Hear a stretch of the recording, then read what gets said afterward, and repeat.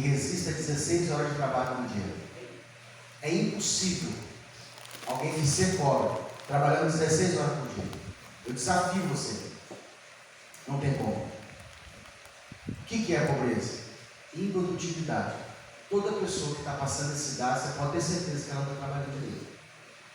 Porque se ela for por sinal de manhã cedo, uma placa, né, dizendo estou passando fome, eu tenho certeza que no final do dia ele volta com 100 reais para casa. Eu tenho certeza do que eu estou falando. Como que faz para esperar a simplicidade trabalhar? Oi? Pede. Você pode pedir. Dá mais trabalho. Entendeu? É mais fácil. Deixa eu te explicar um negócio para você. Sua pergunta foi interessante. Deixa eu falar um negócio para você. Qual que é melhor? Dar ou receber? Qual que é melhor? Pedir ou ofertar? Sempre. O segredo está na oferta. Você quer ver um negócio? Eu já trabalhei com os outros. Já trabalhei em grandes empresas multinacionais. E eu nunca consegui ter independência financeira. Eu sempre estava preocupado com o dinheiro. Descobri que o mundo ele gira em torno de 3 coisas. Que a gente chama de comércio. O comércio ele está em quê? A troca do dinheiro. Porque o dinheiro ele troca de mão. A riqueza ela troca de mão. Uma hora está na sua mão, uma hora passa para a mão do outro.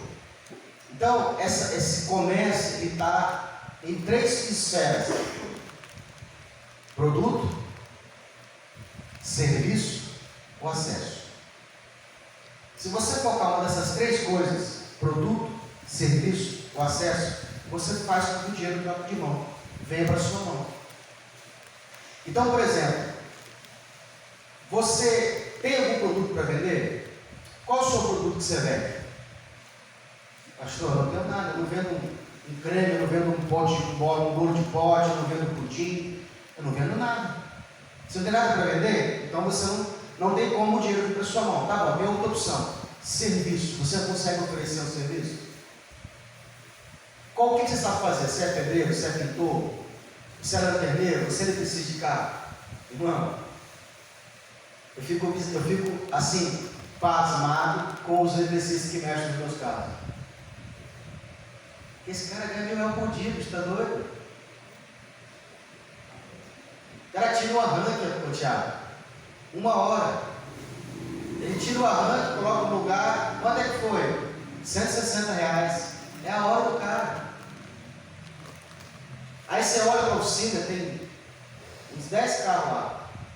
Aí o cara fala assim, ó, você, quem é o primeiro? Você, o cara, segundo, terceiro, quarto, oitavo, ó, cara não dá mais para mexer em carro aqui não. A sua volta amanhã. Parece aqui do SUS. Já explicou a senha. Teve um dia lá que o cara, ele foi tirar o alternador do meu carro para revisar, depois ele teve que tirar o arranque, porque os dois estavam com defeito. Mas ele falou assim, não vou conseguir mexer no arranque, eu não consegui mexer no alternador. Mas como ele tirou o alternador e abriu espaço, ele mexeu no arranque. Aí mexeu nos dois. Aí, isso ele fez em 3 horas de serviço. Quando ele voltou, eu falei, quanto é que foi? R$300. Você sabe fazer o quê? Quem é especialista, ganha mais. Pastor, eu não tenho produto e eu não tenho serviço, eu não sei fazer nada. Você tem acesso? Sim. Qual é o produto do Netflix? Ideia. Hã? Ideia também. Qual é o produto da Netflix? O que ela vende? Sério? Ela vende acesso, não é dela a série. Ela comprou de quem fez. Ela tem uma plataforma, ela baixou o download, tem um servidor, é claro, e ela te dá o acesso. Quantos carros a Uber tem para atender os fregueses dela? Se é cliente da Uber, quantos carros a Uber tem? Nenhuma. A maior empresa de transporte do mundo tem um carro. Por quê? Porque ela oferece acesso. Baixa o aplicativo de graça. E vem trabalhar comigo. Quem entendeu isso?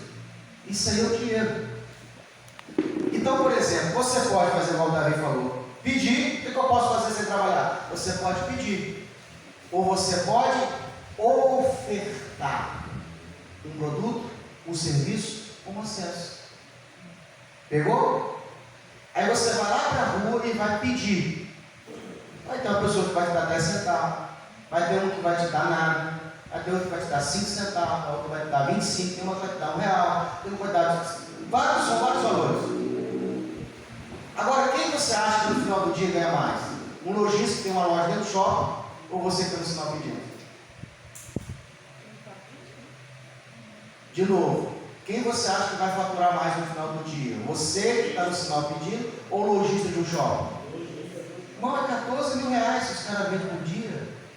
Uma lojinha no shopping desse aí é de 7 a dia ruim. Eu pego passageiro no Uber que trabalha em shopping e eu pergunto, o dia hoje foi fraco lá, 7 mil só vendi, geralmente eu vendo 10, 12, 14. O que a lojinha do shopping está fazendo? Ela está te pedindo ou ela está te oferecendo? Ofertando. Por isso que a oferta sempre é o melhor. E nisso está o dinheiro do mundo. Se entender isso aí, você vai ter riqueza financeira. Mas vamos lá. E viu uma besta que subiu da terra, que tinha 2 chifres, semelhante a um dragão, semelhante ao cordeiro, e falava como o dragão. E exerce o poder da primeira besta. Nós estamos falando de bestas, mas vocês sabem que isso são pessoas. Mas como assim são pessoas? A trindade satânica, o falso profeta, a besta e o anticristo. Quando Jesus ele veio, antes que ele viesse, Deus enviou o profeta para anunciar que o Cristo viria. Entendeu? Quem foi o profeta que anunciou que Jesus viria antes dele vir? João Batista. Por isso muitos perguntavam para ele: você é o Cristo? Ele vai dizer: não. Então quem é você? Eu sou a voz do que clama no deserto, endireitai a vereda do justo. Então o João ele anunciava que o Cristo viria. Então se o anticristo ele quer se parecer Cristo, antes que ele se manifeste, alguém vai ter que falar que ele vai vir. E essa pessoa é a besta que subia da terra, o falso profeta. Provavelmente é um papa. Pastor, tem certeza? Provavelmente é um papa. Ele vai anunciar, ele vai falar, ele vai convocar e ele vai apontar. As pessoas vão achar que ele é o Cristo. Ele vai dizer: não, eu não sou, não adore a mim, adore a besta. E ele vai apontar para o anticristo, que a gente chama de antes, porque vem antes de Cristo, entendeu? Porque depois dele Cristo volta, então ele tem que vir primeiro. Irmão, no mundo espiritual, o diabo sempre vem primeiro.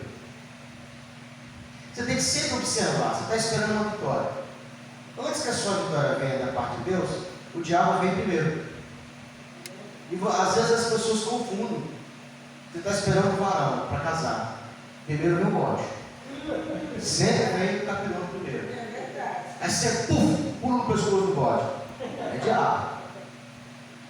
Você está lá na brecha esperando a vitória acontecer. Aí vem uma oferta.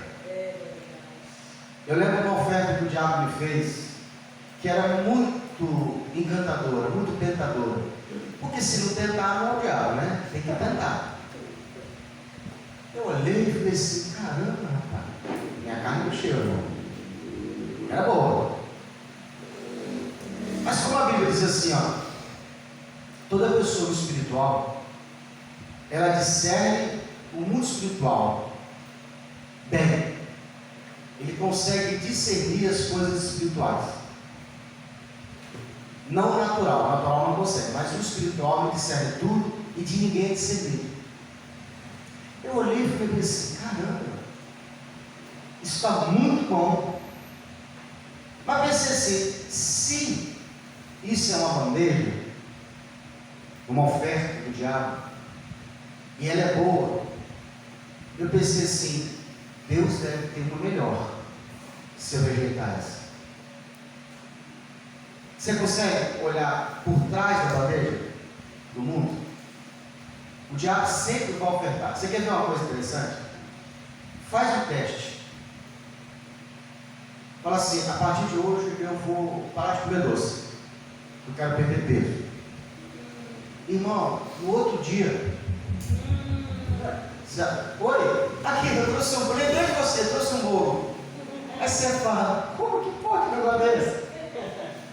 Você está em casa querendo comer alguma coisa, ninguém te traz um negócio diferente. Você fala, eu não vou comer, vou fazer um propósito, eu quero perder peso.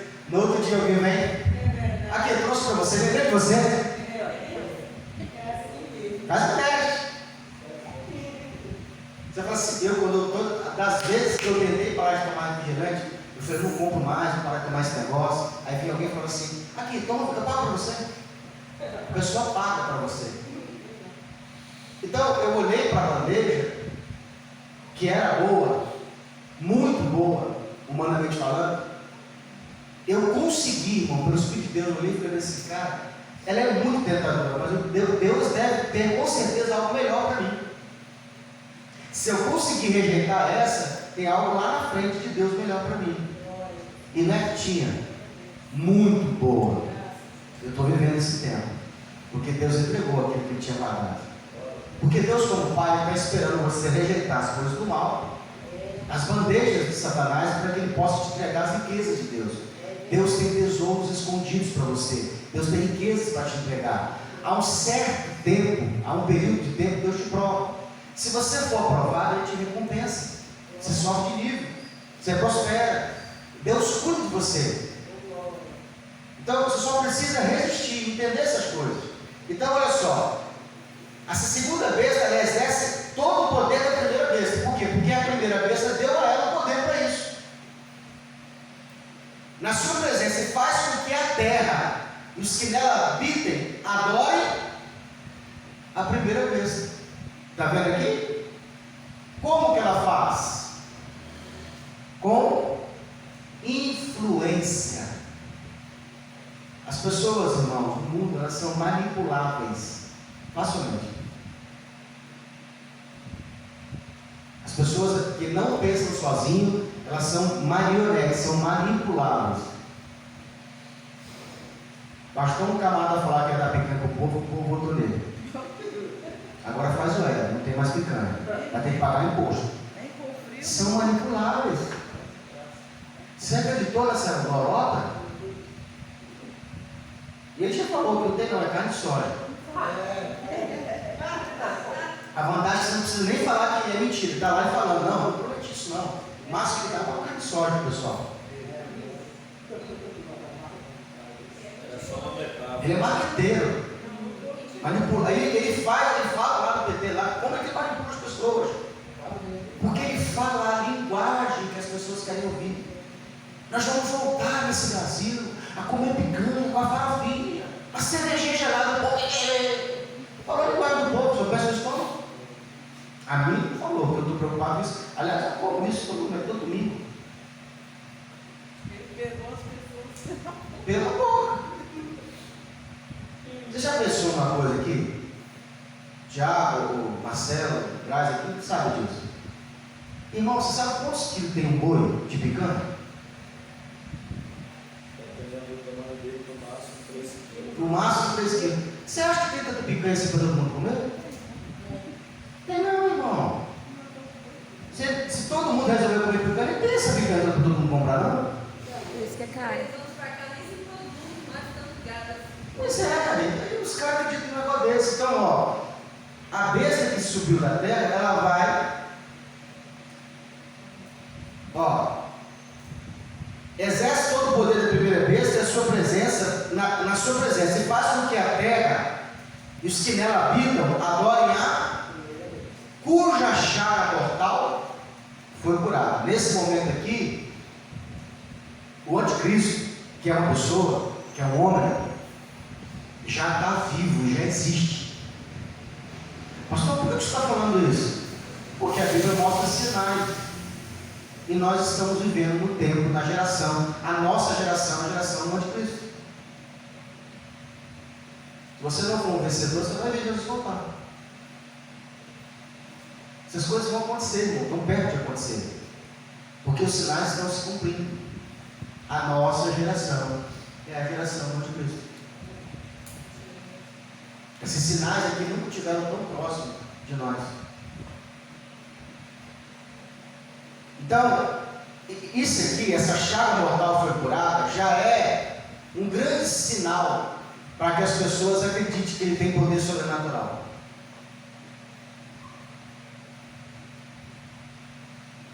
Versículo 13: e faz grandes sinais, de maneira que até fogo faz descer,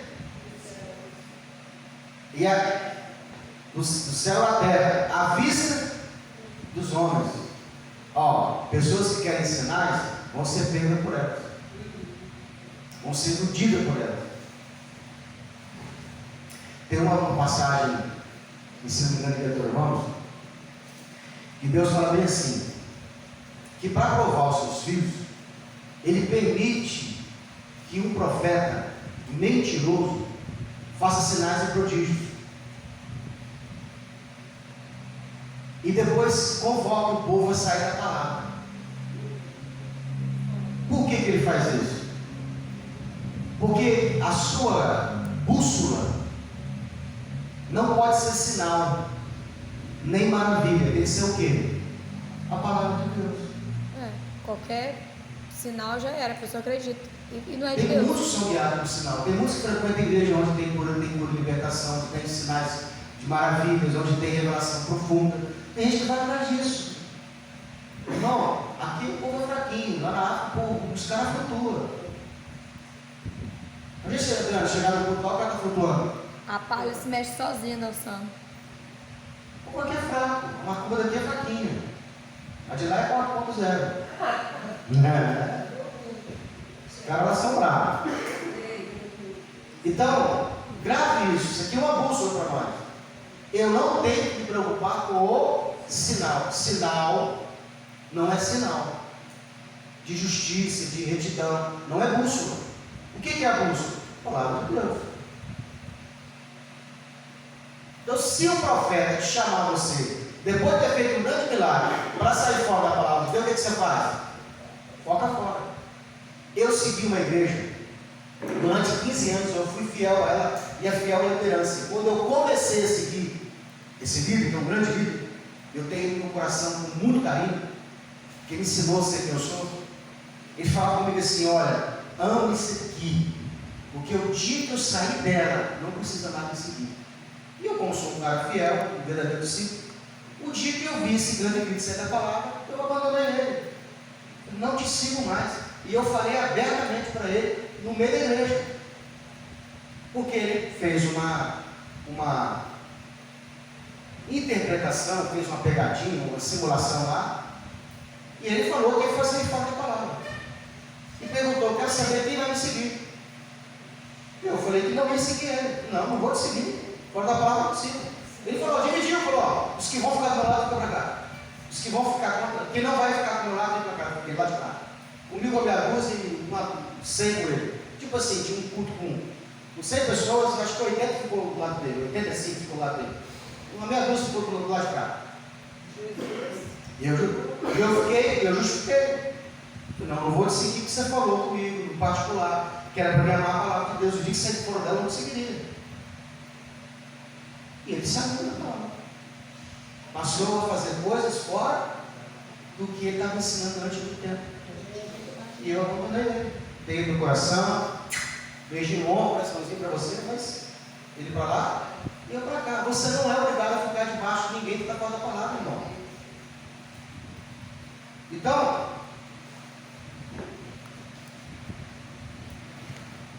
revelou fio de cabelo, número de identidade, número do seu Pix, seus sonhos, seus pensamentos. É um grande profeta? Amém. Mas chamou você para sair fora da palavra, você fala: ou não?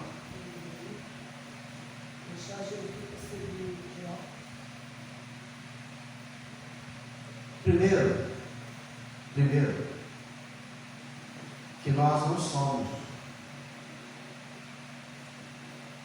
em relação a Deus, diferente uns dos outros. Você tem que buscar de Deus, ter uma intimidade com Deus. Buscar profeta mostram quanto longe você está de Deus. Porque quem está perto de Deus, Deus fala pessoalmente. O máximo que pode acontecer é que esse profeta ele confirme aquilo que Deus já falou com você.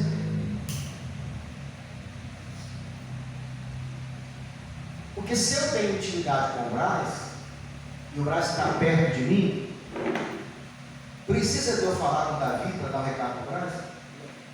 Sim ou não? Eu cheguei, por exemplo, para o Marcelo e perguntei para lá, beleza? Ele ainda falou assim, pastor, acho que eu vou mandar uma mensagem para o senhor. Ou seja, é porque não chegou, deve ter acontecido alguma coisa. Porque no máximo já teria sabido. Então, quando que a gente recebe o recado de Deus? Quando que um profeta precisa falar com você? Quando você precisa sair daqui para o culto para Deus falar com você? Quando ele já não consegue mais falar com você do teu Espírito. E aí ele precisa mandar um recado. Porque o que nós precisamos entender é que existem 5 vozes.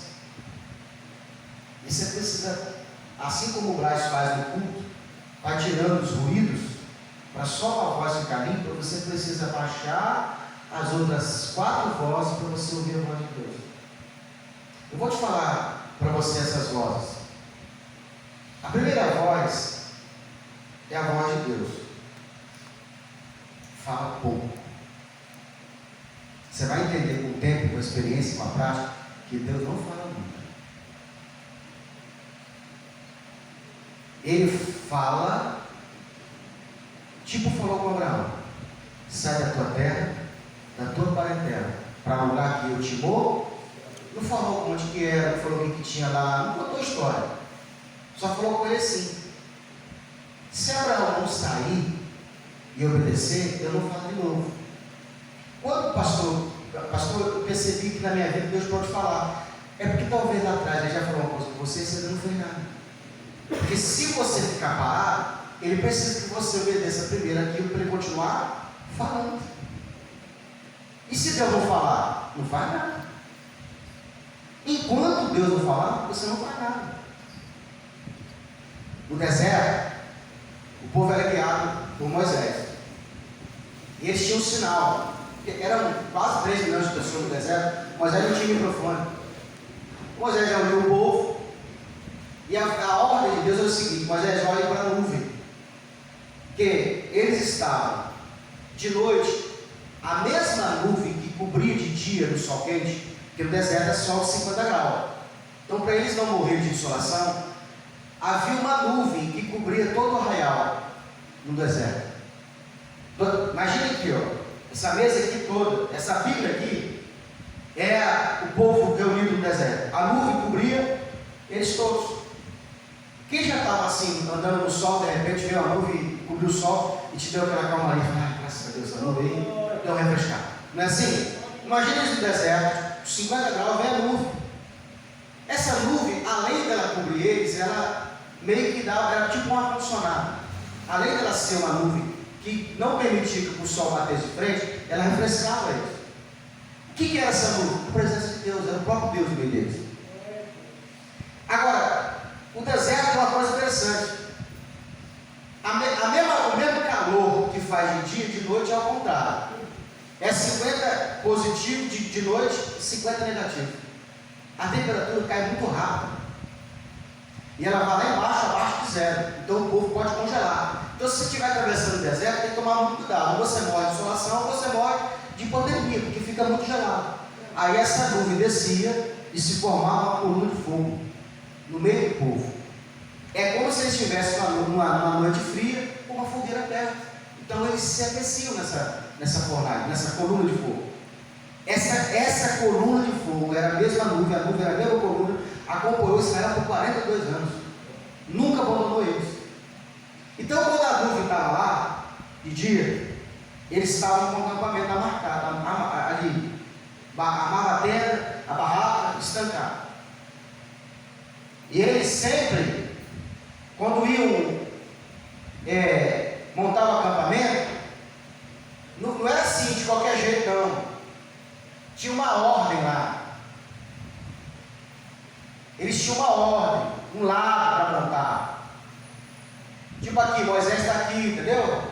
Aqui os levitas. As tribos tinham uma organização, de forma que se você olhasse de cima para baixo, hoje nós estivéssemos lá e tivesse o drone e apontar de cima para baixo, o grupo formado montava uma coisa certinho.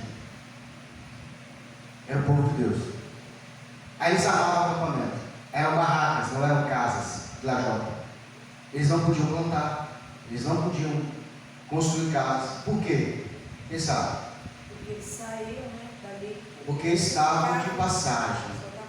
Por isso que a Bíblia vai dizer assim: não junteis tesouro na terra, onde a traça e o tesouro rouba, mina, ferrugem, antes de juntar o tesouro do céu. Esse tesouro do céu é que você deve pegar a sua riqueza da terra e fazer com que o reino de Deus seja próspero, para que você colhe no reino de Deus, nos 1000 anos que vão vir. Não é para você ser pobre, é para você pegar. O que não pode é você pegar a riqueza e deixar ela parada. A riqueza tem que fazer o quê? Tem que produzir mais riqueza e mais riqueza. Porque imagine se você prosperar. O que acontece com a igreja? Prospera junto. Se você enriquecer, a igreja enriquece junto. Aí o nosso poder financeiro fica maior, a gente consegue atingir mais pessoas. O evangelho cresce com isso. E esse é o plano de Deus. Então, eles não podiam, ali nos 40 anos, formar barraca nem plantar. Eles tinham que depender 100% de Deus. Certo? Aí eles estavam lá acampados. Daqui a pouquinho a nuvem começava a se mexer. Ela começava a andar. Aí viu os levitas e começava a tocar trombeta. O que era a ordem? Levanta o acampamento, vamos começar a andar. Então eles andavam e paravam de acordo com que a nuvem andava ou parava. Agora, imagine, de repente eles estão lá, chegaram de viagem, a nuvem parou, eles amontam o acampamento. Depois que eles montam o acampamento, eles pensam: descansar um pouco, eu estou cansado, a nuvem começa a mexer de novo. Aí você fala: meu Deus, eu acabei de montar um acampamento. E é tudo arrumadinho, né?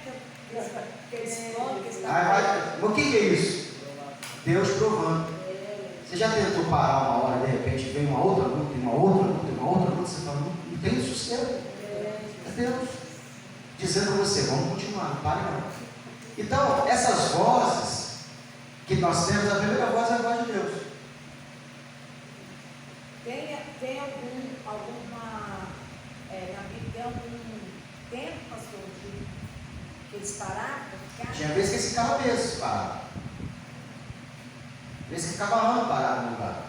Tinha vezes que eles ficavam também meses caminhando. Só que eles sempre rodaram o quê? Círculo. 42 anos. Por que eles rodaram em círculo? Desobediência, imaturidade. Que o que te faz crescer não são os anos, são os danos. Quanto mais rápido eu obedeço, mais rápido eu saio da luta. Aí nesse caso ali, andando em cima, eles podiam voltar até para o lugar que eles já tinham. Não, sempre no deserto. Eles não iam para onde eles queriam. Eles sempre iam onde Deus mandava. Não, eu digo assim, como você está falando ali, é em círculo. De repente. Não, eles sempre passavam em volta dela, nunca entraram na terra Mas prometida. aí, de repente, eu podia. É como se a terra prometida fosse aquele quintal. Você rodeasse o bairro todinho, mas nunca entrasse no quintal. É tipo uma lógica, né? Porque na verdade, se eles fossem obedientes, eles podiam chegar lá em bom ponto, 475 quilômetros do Egito até a terra prometida. Por causa da desobediência, eles podiam ter usado aí 6 a 7, 8 horas de viagem. Ou 15 dias, ou um mês caminhando para chegar na terra, pela desobediência, pela adoração de outro Deus, acabaram tendo esse tempo todo ano no deserto, porque não obedeceram. Exatamente. O tempo que eles saíram do Egito até chegar na porta da terra prometida foi 30 dias. Eles iam entrar com 30 dias na terra prometida. Aí houve aquela passagem dos espias. Deus mandou eles, os 12 espias, espiar a terra prometida e voltar. Eles vão inflando o povo ao contrário, dizendo que não é, porque só tem gigantes naquele lugar. Disseram para Deus o tamanho do problema, não disseram para o tamanho do Deus. Ficaram com medo dos filhos serem mortos. Ficaram com medo dos filhos. Já viu aquele irmão que fala assim: não, pastor, eu não vim para o culto, porque senão meu filho passa mal, passa chuva. Passar do mesmo jeito. Esse era a mesma coisa, ficaram com medo dos filhos morrerem. O Senhor falou assim: pois eles vão entrar na terra prometida, vocês não. os filhos deles. Entendeu? Nunca coloque um problema para Deus. Principalmente não. Fala assim, eu não sirvo a Deus por causa da minha, eu não sirvo a Deus por causa do meu esposo, eu não sirvo a Deus por causa da minha mãe. Faz isso não, irmão. Eu falo assim, opa, beleza, vou tirar. Toca fora. Aí daqui a pouco você fala, eu não sirvo a Deus por causa do meu emprego, pastor. Beleza, vamos correr para você. O que você quer mais? Tem que atrapalhar o meu filho? Fala para Deus, eu não sirvo o Senhor por causa das minhas drogas, por causa dos meus vícios. Aí Deus também tira os vícios, pronto, tá bom. Igual aquela irmã que não dava dinheiro. Então, veja bem, 42 anos eles ficaram rodeando a terra.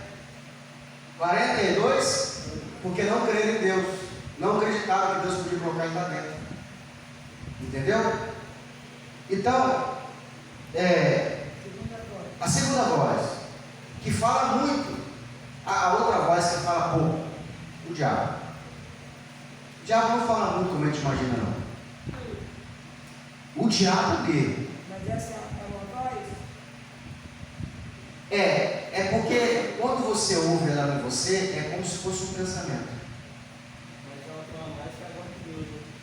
Mas, Deus fala pouco. A nossa mente fala mais. Ah, ela pegou. A mente é a que mais fala, a alma também fala pouco. O tempo todo. Então vamos lá, eu vou botar aqui, numerar aqui as vozes. Espera aí. Grava aí.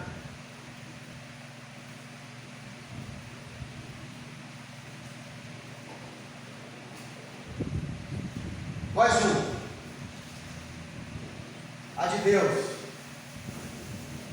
Voz 2. Estou precisando de alguém que dá uma parafusada aqui para mim. Ó. Vai assim. A voz de Deus. A segunda voz. A do diabo. A voz 3. Da sua alma.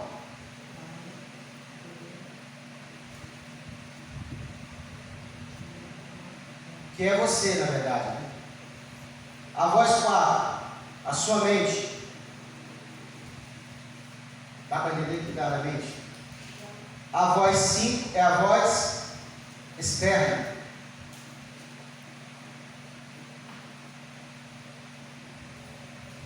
Então essas vozes, elas estão dentro de você, ela fala com você. A terceira é o quê, pastor? Alma, você. Alma. Não confunda a sua alma com a sua mente. A voz da mente é a que mais fala. E ela sim, ela tem as armas. A nossa mente tem as armas dela. Você está ali cedendo, com vontade de adorar a Deus, e você fala, poxa, estou querendo ouvir a palavra do Senhor, estou querendo ouvir culto hoje. Sua alma, anelando com Deus. Aí vem o Espírito de Deus dentro do seu espírito e fala assim, meu filho, vai para a igreja hoje. Não falte o culto. Aí você fala, obrigado, senti a presença de Deus. Então a alma, Deus já falou com você, sua alma está anelando. Aí vem a voz externa. Ei, fulano! E aí? Vamos no rock hoje? Você fala, pô, meu amigo me chamou para ir pro rock, mas hoje eu falei que é pro culto. E agora o diabo nem falou ainda. Só falou com você, a sua alma falou, a voz de Deus que mandou você para a igreja, o seu amigo já te chamou você para ir pro culto? No culto de Satanás lá, o rock? Aqui da histeria. Oi? Aqui da histeria. Externa. Aí você está lá, igreja hoje, marquei. Aí a sua mente vem falando assim, João, fica em casa. Aí você fala, estranho. Sentiu alguma uma coisa ruim, um corpo ruim? E lá bateu um medo aqui em mim. Por que tem esse medo? É as almas da mente. É quando às 6 horas da tarde vem dor de cabeça forte. Fala, rapaz, que dor de cabeça esquisita. Eu vou falar para o pastor que eu não vou não. A sua alma fica conversando com essas vozes. E Deus, o que Deus está falando até agora? Falou nada. Só fala para a igreja, para a igreja. Aí você fica nessa guerra, você e a sua mente. A outra voz externa falou com você no convite. Aí você fica assim, ó. Igual o pai fica na mesa de som ali, tentando baixar ou aumentar o som de qual voz você ouve. Pastor, o diabo até quando falou? Não falou não. Você fala, engraçado. Deus falou comigo, estou aqui conversando comigo mesmo, meu amigo me ligou, minha mente não para de conversar comigo, já botou dor de cabeça, já botou medo, já botou calafrio, o corpo está ruim, deu até febre. É a arma da mente. Você tem que entender que seu corpo ele tem vida. E a Bíblia diz que a carne não pode servir a Deus. Romanos 8, a nossa carne não pode obedecer à lei de Deus. No corpo você não consegue servir a Deus. Pastor, mas como é que eu faço louvor? Como é que eu canto? Você precisa fazer com que a alma se imponha e dá uma ordem para o corpo, dizendo: chega, tem que obedecer a Deus, vem comigo. Você tem que ser o governo da sua alma. Você tem que governar ela. É o nível. O Espírito de Deus, que está dentro do seu espírito, ele tem que influenciar. Você tem que ficar debaixo. Você, alma, tem que ficar debaixo da vontade divina, que é a voz de Deus. Ela que governa você. E você governa quem? O seu corpo. A Bíblia diz assim: você tem que trazer o seu corpo em sujeição à vontade de Deus. Então a alma, na verdade, ela nunca pode fazer o que ela quer. Ela não pode nem obedecer, porque se ela falar assim: ei, está todo mundo cala a boca, Deus, cala a boca, mente, cala a boca, o que acontece com a alma? Não, meu irmão, você vai ser o capeta. Porque a Bíblia diz assim: ou você serve a Deus, ou você serve ao diabo. Você não pode não servir ninguém. Nós somos de alguém, você tem que escolher. A sua alma, ela não pode falar que não vai servir ninguém. Ela é escrava. Porque a alma, ela é um intermediário. Como o mundo espiritual não pode falar com a carne, presta atenção, por que Deus nos fez em tricotomia? Porque o mundo espiritual não pode falar direto com o mundo físico. Então ele criou um intermediário. Quem é intermediário? A alma. A alma é a única parte do seu corpo que ela está simultaneamente nos dois mundos, no mundo espiritual e no mundo físico. Então no mundo espiritual ela recebe a ordem divina e ela passa para o corpo, para a mente. Aí esses sentimentos que você sente, essas emoções, raiva, tristeza, alegria, ódio, rancor, inveja, tudo isso são armas da nossa mente. São bloqueios mentais que fazem você não servir a Deus. Irmão, pode perceber, todo dia de culto, 6 horas da tarde, acontece uma treta, o corpo fica ruim, alguém te liga, o vizinho, o seu parente que ficou antes de vir na sua casa vai te visitar. Ei, cheguei, mas agora, logo culto, dor de cabeça, problema para resolver. Você precisa governar essas coisas. Pastor, o senhor não falou ainda do diabo. Quando que ele vai falar com você? A hora que você falava assim: eu acho que eu vou obedecer a minha mente, estou sentindo realmente coisa ruim, vou mandar aqui mensagem: pastor, que eu não vou não. Quando você acaba de mandar a mensagem, você falta o culto, o diabo vai falar assim: ei, meu servo, fez o que eu queria. Era isso que ele queria o tempo todo, te vencer. Porque ele vai jogando setas, influenciando a sua mente, para a sua mente falar com você. Se você aprender a ouvir essas vozes, irmão, eu consigo mapear como que o meu corpo está falando comigo. O corpo, ele dá sugestões mentais. Sua mente, ela dá sugestões mentais. É a voz da mente. Eu estava em casa comigo. Do nada me veio uma coisa na cabeça para comer. Eu falei assim: engraçado, eu não tenho pão como isso. Mas sabe aquela imagem perfeita? O som, o cheiro. O que é isso?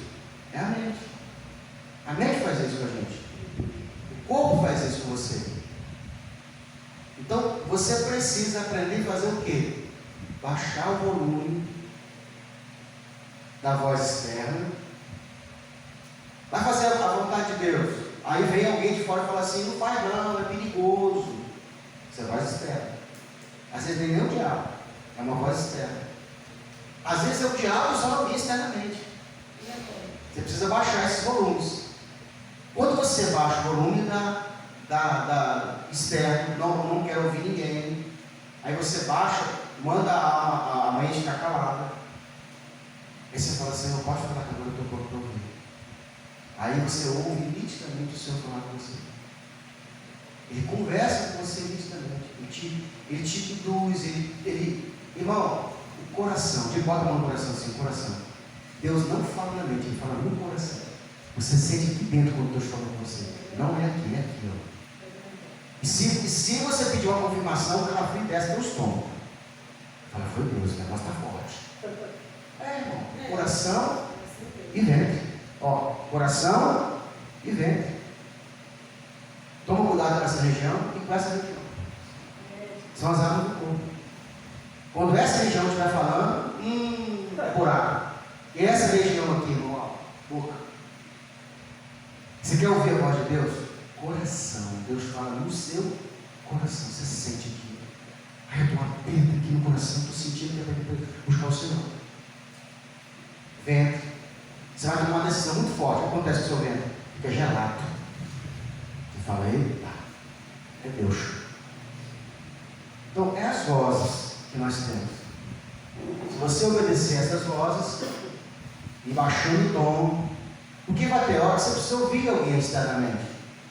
Como eu estava falando de intimidade, quando você começa a ouvir Deus presencialmente falando com você, aí vem alguém e fala assim, eu tive uma visão com você. Aí você fala, outra visão.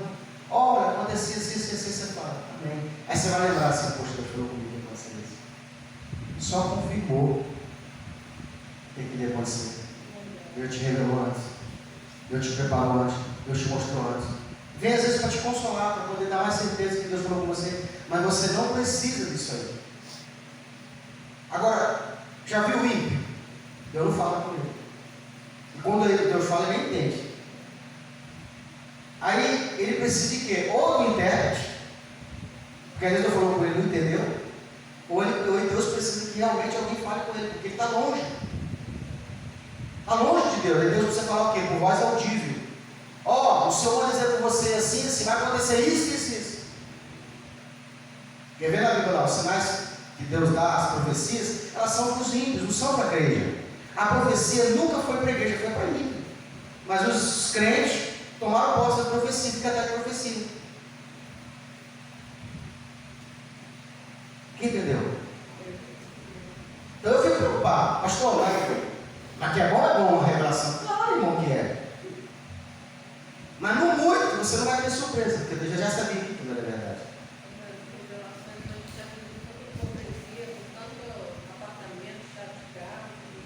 É porque está vindo da mente humana, não está vindo mais do coração de Deus. Eu já vou falar uma coisa interessante. Irmão, deixa eu te fazer uma pergunta. Você é filho de Deus. Você vai me responder. Quem que já quis presentear seu filho e você contou para o seu filho que você presenteou? Sabe o que normalmente a gente faz? Imagina que você sabe que seu filho quer um celular. Por exemplo, você vai comprar um celular e vai dar para ele. O que você faz? Você esconde, você guarda e faz surpresa. Aqui, meu filho, na hora que você traz, você já está com ele na mão, que você vai entregar, você revela. Faz uma surpresa. Entendeu? Deus é assim. Você sabe quando que Deus mais fala com a gente? Quando a gente está fora do centro da vontade de Deus, Ele quer te trazer de volta. Aí Ele fala muito. Quando você está fora do propósito. Você está longe, aí Deus começa a falar. Para te trazer você para o centro da vontade dEle. Então, as revelações de Deus, elas são mais para exaltar, corrigir, salvar. Elas não são para prometer. É isso. Para agradar, não são mais para ajudar. Todas elas, geralmente, é de correção. A Bíblia diz que os que profecia na igreja é para que o povo não se corrompa. Não é para prometer bênção. Porque Deus não precisa prometer nada, irmão. Quando Ele quer te dar, Ele te dá e acabou. Eu já vi gente que fala até prazo também. Olha, E era, tá? eu estou uma vez que espera até 30 dias que você vai ver a resposta. Falaram que ia casar no passado. O máximo que eu ouvi de uma profeta uma vez é o seguinte, irmão. Deus se agradou da sua sinceridade e da sua obediência, Ele vai te surpreender. Bom, não falou mais nada, realmente, quando Deus me abençoou, do jeito que Ele abençoou, foi uma surpresa, porque eu não esperava aquilo de Deus. E foi uma coisa muito grande. Agora esse negócio, tipo, como a Giovana falou, varão aqui é seu, a esposa aqui é sua. Deus fala isso não, irmão. Deus já errou com Eva, já é Adão, ele não se mete mais em casamento de ninguém, não. Deixa a pessoa escolher sozinha, porque depois ela se lasca lá sozinha para não culpar. Nossa, o que me deu, hein?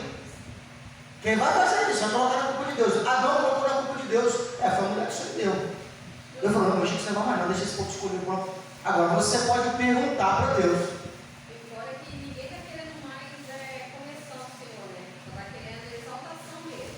Deus vai te honrar, cuidar do fulano lá, como você, Deus vai te honrar, vai dando leite, vai dando câncer, e está dando glória a Deus, está dando aleluia, uma coisa que hoje eu não consigo entender. Como que uma pessoa quer que Deus corrija outra dando câncer, dando leite, ela acha que ela nem sabe que é um câncer. É porque ela não sabe, Giovana. Ela não sabe que Deus ama quem ela odeia. Deus ama quem nos persegue, quem você odeia. Deus ama. Sabia disso? Muitas pessoas que nós não conseguimos conviver e nós queremos ver o mal dela, Deus ama ela. É verdade. Pastor, mas essa pessoa está me perseguindo tanto, ela está me machucando tanto. O que eu faço? A Bíblia diz assim: minha é a vingança, diz o Senhor. O máximo que Deus pode fazer, se ela realmente fizer algo contra você, é te prosperar para que ela veja a tua prosperidade. Só isso. Glória a Deus. A vingança de Deus não é colocar um câncer no seu vizinho que te persegue. É te enriquecer mais para o seu vizinho ver e ficar mais valendo ali ainda. Não, e você vê que até as orações hoje, e a maioria dos cultos, tá? Esses dias a gente estava no culto, aí tinha uma profeta lá que foi revelar a pastora da igreja. Aí de repente ela falou assim: olha aí a maldição caindo, olha aí a maldição caindo. Mas não falava: olha aí a maldição caindo por terra. Ela acabou na cabeça da pastora e falando: olha aí a maldição caindo. Olha aí, ela está recebendo. E as pessoas não vigiam mais, as pessoas não querem saber mais, elas não vigiam nem oração. Aí ela foi orar pela menina, que a mãe do menino, que é uma coisa de mim, a mãe não tem nada de lá interceder. Que ela podia ser maldição hereditária, está caindo aí, ó, está entrando aí. Eu falei: está entrando não está não. Comecei a interceder, porque se a gente não prestar atenção, a gente recebe maldição, recebe. Pode falar amém, porque o amém concorda, né? E faz grandes sinais, de maneira que até fogo faz descer do céu e da terra, à vista dos homens. Engana os que habitam na terra com sinais que lhe foram permitido que fizessem em presença da besta, dizendo aos que habitam na terra que fizesse uma imagem, a besta, que recebera a ferida da espada e vivia. E foi concedido que desse espírito à imagem da besta. Depois que o anticristo ele for curado e ressuscitar, porque ele vai ser morto, aqui diz uma espada, pode ser uma ferida, pode ser uma doença, pode ser um tiro, uma facada, vai haver uma morte, e ele vai ressuscitar. Morre o homem, o anticristo, e ressuscita o próprio Lúcifer no corpo do anticristo, no corpo do homem. Vai ser uma incorporação demoníaca mesmo. Então, digamos que manifesta o homem, né? Quando eu falo homem, é um homem completo, ou um ser humano, como Hitler, né? Como quem é o perigoso aí? Noveiro. A civis do mal. Eles são homens normais, eles não são o diabo, eles não são o espírito do mal. Agora imagine que o cara desse morre e o corpo dele é tomado por um espírito. Então quando ele morrer, quem vem no corpo não é o espírito do cara, é o espírito do Satanás, o próprio Lúcifer. Esse é o anticristo. Ele vai usar o corpo desse grande líder que já vai estar governando o planeta. Porque a Bíblia diz que as 10 nações, os 10 blocos de nações, vão entregar o poder a uma única pessoa. E ele vai governar o mundo. Então, aqui está dizendo o seguinte: aí o Papa, ou a segunda besta, vai propor que faça uma imagem da primeira besta. Irmão, qual é o argumento da igreja evangélica em relação à igreja católica? As imagens. A imagem não fala, a imagem não ouve, a imagem é só um ser de barro, não tem espírito. Nós seguimos o Deus verdadeiro. Vocês ficam fazendo oração para as imagens não tem poder. É o seguinte, prega. Agora você imagina esse momento onde uma imagem vai falar? O crente não vai ter mais argumento para falar. E é isso que está acontecendo aqui, ó. Engana-os que habitam na terra, com sinais que lhe foram permitidos, que fizessem presença da besta, dizendo aos que habitam na terra, que fizessem uma imagem à besta que recebera ferida de espada e vivia. Foi-lhe concedido que desse espírito à imagem da besta, para que também a imagem da besta falasse e fizesse que fossem mortos todos que não adoram a imagem da besta. É nessa hora que vai haver uma repescagem. Porque a igreja, uma vez a grande pergunta teológica é o seguinte: a igreja, ela passa a tribulação ou ela sobe antes? De novo, a igreja, ela vai passar a grande tribulação ou ela vai ser buscada antes? Tem muitos que acreditam que a igreja vai ser levada antes. Tem muitos que acreditam que a igreja passa. Eu te digo que a igreja passa a grande tribulação. Quem vai ser tirado da igreja é o filho da igreja, que são os vencedores. Porque lá em Apocalipse capítulo 12 diz que a mulher vai ter um filho, e o filho vai ser arrebatado até o trono. A gente vê aqui, ó, viram a folha aí, Apocalipse capítulo 12.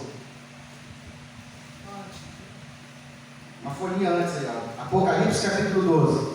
Vai dizer assim: a mulher e o dragão, e viu-se um grande sinal no céu, uma mulher vestida de sol, tendo a lua debaixo dos seus pés, e uma coroa de 12 estrelas, e sobre a sua cabeça. Tudo isso aqui é um símbolo, são símbolos. Uma mulher vestida de sol, a igreja glorificada, vestida de sol, está vendo? Tendo a lua debaixo dos seus pés. A lua aqui é Cristo encarnado. A base da igreja é Cristo encarnado, está debaixo dos pés dela, com uma coroa de 12 estrelas. Há os 12 apóstolos. A igreja foi fundada com a autoridade dos apóstolos, a igreja apostólica. Essa é a igreja de Cristo, debaixo das ordens apostólicas. Toda pessoa que vence tem coroa. Toda vez que você vê na Bíblia falar de coroa, você lembra do seguinte: passou pela terra. Você não vai ver em momento nenhum na Bíblia dizendo que o Espírito Santo de Deus tem coroa. Você não vai ver em momento nenhum na Bíblia dizendo que Deus, o Pai, tem coroa. Mas você vai dizer que Jesus tem coroa. Por quê? Porque ele passou pela terra e venceu. A coroa é um sinal de que passou pela terra. Então a igreja está coroada, está com a coroa de 12 estrelas, porque passou pela terra e venceu. E estava grávida, e com dores de parto. A igreja, que é a união de todos os membros dela, ela está grávida de um filho varão. Quem é esse filho varão? Dentro da igreja tem os vencedores. Os vencedores estão dentro da igreja. Pastor, quem são esses camaradas? Toda pessoa que faz a vontade de Deus, arranca da sua cabeça que é pecado. Deus não está preocupado com o pecado. Eu vou te dar uma ideia, só para você entender. É uma coisa assim, bem simplesinha, bem fraca, só para você somente abrir, porque é assim que Deus vai interpretar as coisas para nós. Imagine que você tem uma empresa.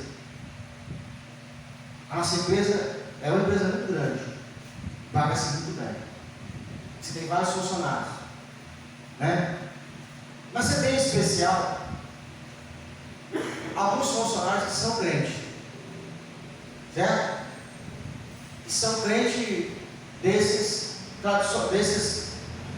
tradicional, roupa comprida, né? Esses crentes de uniforme, santarrão. É aquele crente de uniforme, quando o cara se converte, ele logo recebe o uniforme do crente, certo? E aí, você também tem na sua empresa algumas pessoas que não são tão crentes assim, não, até acredito, mas tem uns vícios aí, toma uma cachaçinha, uma cervejinha, né? E aí, em um dia de serviço, você chega na sua empresa para olhar a sua empresa e você percebe que faltaram algumas pessoas e não vieram trabalhar. Aí você olha para o canto e vê um grupo trabalhando, morto. Já viu aquele camarada que passou a noitada na balada? Chegou em casa às 5 horas da manhã, só jogou uma água no corpo e foi trabalhar? O cara está livre, bagaço. E quando o cara é limpo de verdade, que ele é desses verdadeiros, porque tem limpo que é verdadeiro, irmão. Ele chega e fala assim: ó, nem chega perto de mim que eu dou um carro, eu só paf, tomei todas. Mas ele não falta o serviço dele, ele tem compromisso com a empresa. Você olha no relógio, o crente não veio trabalhar. Você fala assim: fulano, por que você não veio trabalhar? Não pude vir, estava na consagração. Estava me consagrando. Fui para o monte ontem. O outro veio da balada, foi trabalhar. De carro, ele veio do monte. Noite toda orando, ele não pôde vir trabalhar porque está com sono.